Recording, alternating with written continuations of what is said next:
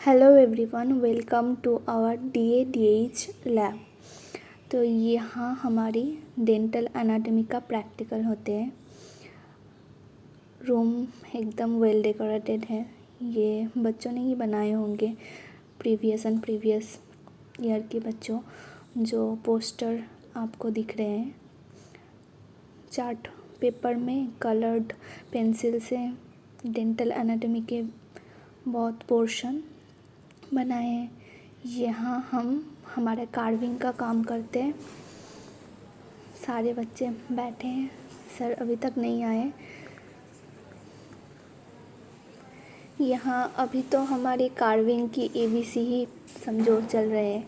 मतलब पहले cube and then cuboid, then cylinder and then cone. फिर आएगा जो टीथ है, इंसिजर, कैनाइन, प्रीमोलर, मोलर, ये सब बाद में आएगा।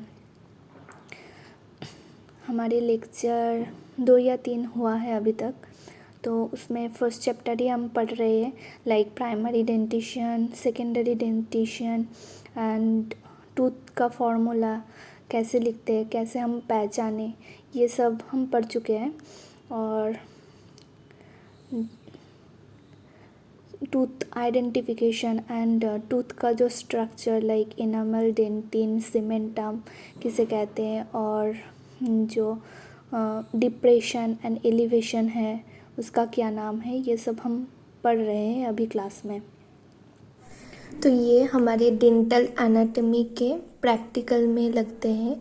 अभी हम कार्विंग कर रहे हैं। तो पहले कार्विंग ऑफ क्यूब किए, दोनों अप्रूव होने के बाद carving of cuboid and then carving of cylinder.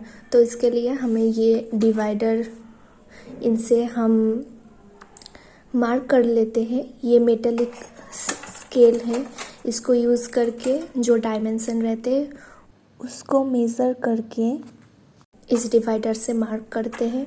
और ये है लैक्रॉन कार्वर, इससे हम कार्विंग करते हैं। जो एजेस होते हैं, एजेस शार्पिंग के काम आते हैं। और ये है वैक्स ब्लॉक। और ये इतना सारा मेरा रिजेक्ट हो गया। रिजेक्ट होने के बाद अप्रूव हुआ।